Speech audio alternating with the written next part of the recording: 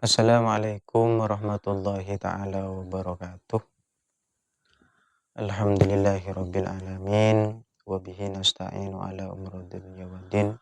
Wassalatu wassalamu ala asyrofil anbiya'i wal mursalin wa ala alihi wa sahbihi wasallim ajma'in. Allahumma shalli ala Muhammad wa ala ali sayyidina Muhammad. Pada kesempatan kali ini saya akan meresum tentang ilmu filsafat, yang mana materi pada kali ini letak keterkaitan filsafat dengan sains. Apa letak keterkaitan atau kesenambungan antara filsafat dengan sains atau pengetahuan? Pertama, yaitu letak keterkaitan filsafat dengan sains, yaitu filsafat dianggap sebagai induk ilmu pengetahuan atau mother of change. Filsafat juga melahirkan landasan bagi ilmu pengetahuan. Pertama, letak keterkaitan atau kesinambungan antara filsafat dengan sains, dengan pengetahuan, yaitu filsafat itu dianggap induknya atau ibunya ilmu pengetahuan, induknya ilmu pengetahuan, yang disebut dalam bahasa Inggris yaitu mother of change. Ilmu filsafat juga memberikan landasan bagi ilmu pengetahuan, menjadi dasar-dasar ilmu pengetahuan dengan kita memperdalam ilmu filsafat. Yang kedua, letak keterkaitan filsafat dengan sains, yaitu ilmu pengetahuan merupakan hasil dari penerapan metode berpikir filsafat. Kemudian filsafat ilmu berperan sebagai mitra dialog yang kritis terhadap perkembangan ilmu pengetahuan. Jadi yang kedua ini, ilmu pengetahuan merupakan hasil dari penerapan metode berpikir filsafat.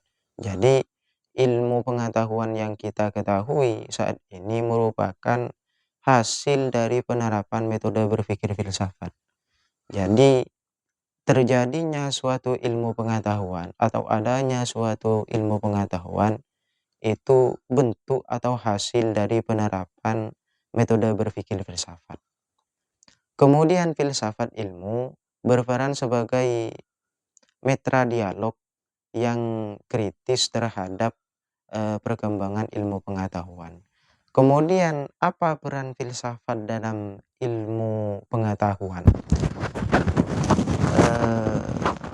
Peran filsafat dalam ilmu pengetahuan yaitu sebagai mitra dialog, sebagai wadah untuk berdialog yang kritis terhadap perkembangan ilmu pengetahuan. Jadi makanya kalau kita belajar ilmu filsafat, kita akan menjadi orang yang kritis, menjadi orang yang akan mempertanyakan sesuatu sampai ke bahasa Yunani radik yang bermakna akar. Kita akan memiliki sifat yang kritis sehingga mempertanyakan sesuatu sampai ke akar-akarnya. Yang ketiga, letak keterkaitan filsafat dengan sains, yaitu filsafat yaitu ilmu yang mampu menguji, merefleksi, mengkritis asumsi, dan merupakan metode ilmu atau keilmuan dalam sebuah penelitian ilmiah. Jadi letak keterkaitan filsafat dengan sains yang nomor 3 yaitu filsafat yaitu ilmu yang mampu menguji, merefleksi dan mengkritisi asumsi seseorang dan merupakan metode ilmu. Jadi filsafat itu menjadi suatu, wadah lah untuk orang itu menjadi kritis dan mengkritisi asumsi orang sehingga, apa di sini, sehingga keilmuan dalam sebuah penelitian ilmiah. Itu yang ketiga, yaitu filsafat, yaitu ilmu yang mampu menguji, merefleksi, mengkritisi asumsi, dan merupakan metode ilmu atau, keilmuan dalam sebuah penelitian ilmiah. Yang keempat, ilmu filsafat diperlukan di tengah perkembangan ilmu pengetahuan, teknologi, atau iptek yang ditandai semakin tajamnya spesialis ilmu pengetahuan. Yang kelima, yaitu letak keterkaitan filsafat dengan sains. Yang kelima, yaitu filsafat adalah ilmu yang dapat membantu para ilmuwan menyadari landasan dirinya agar tidak terperangkap dalam sifat arogansi intelektual filsafat. Di sini dapat dikatakan bahwa filsafat adalah induk dari semua ilmu.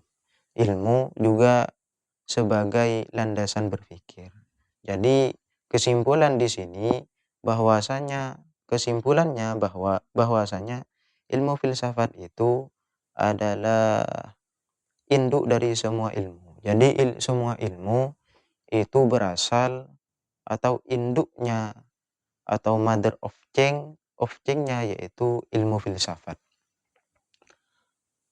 Juga filsafat juga sebagai landasan berpikir. Jadi landasan berpikir kita itu diperoleh sejak kita mempelajari ilmu filsafat. Ada 3 ilmu yang dibahas berkaitan dengan filsafat. Jadi di bawah ini ada 3 ilmu yang dibahas berkaitan dengan filsafat. Apa saja ilmu tersebut? 1. Rencana ilmu fisika terkait dengan ilmu atau sains dan letaknya sains secara objektif di sini membantu menyediakan konsep dan gejala yang diteliti oleh sains. Ilmu pengetahuan berasal dari filsafat, dari rasa ingin tahu dan sesuatu yang dikatakan ilmiah.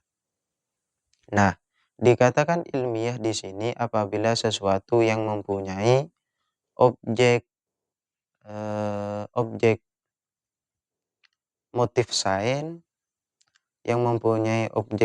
sains, itu sejelas mungkin.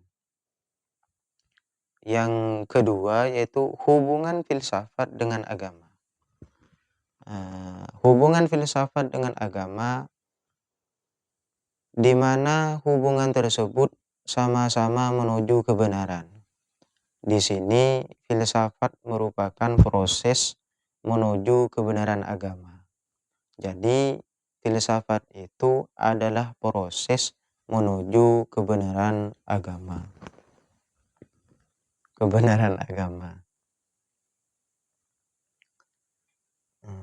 Sedangkan agama di sini adalah proses yang menjadi media atau alat menuju kebenaran dan peraturan. Jadi hubungan filsafat dengan agama, yaitu hubungan tersebut sama-sama menuju kebenaran. Jadi hubungannya antara filsafat dan agama yaitu tujuannya yaitu untuk menuju kebenaran. Filsafat merupakan proses menuju kebenaran agama. Sedangkan agama di sini adalah proses yang menjadi media atau alat menuju kebenaran dan peraturan.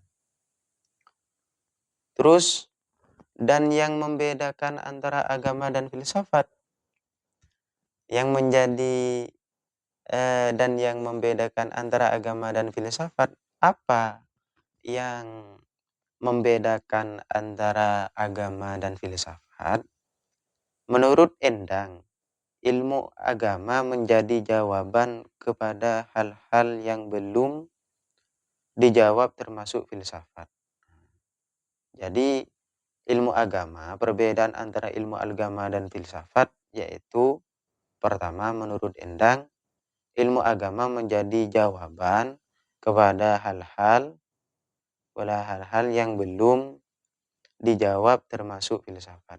Filsafat juga termasuk ilmu agama yang mencari kebenaran yang hakiki, yang membedakannya juga kalau filsafat di sini mempertanyakan kebenarannya dari Allah Subhanahu wa taala dan mutlak dari Allah Subhanahu wa taala. Tujuan filsafat itu kecintaannya kepada kebijaksanaan. Jadi tujuan filsafat itu kecintaannya kepada kebijaksanaan atau kebenaran. Jadi filsafat itu tujuan mempelajari filsafat yaitu eh, yaitu kecintaan menuju kebijaksanaan atau kepada kebenaran. Yang kedua, tujuan agama. Tujuan agama apa tujuan agama? Yaitu kedamaian dan kecintaan agama. Jadi tujuan mempelajari agama yaitu pertama kedamaian, yang kedua yaitu kecintaan agama dan agama. Terus ada 6 letak hubungan antara filsafat dengan agama. Ada 6 letak hubungan antara mempelajari ilmu filsafat dan mempelajari ilmu agama. Satu,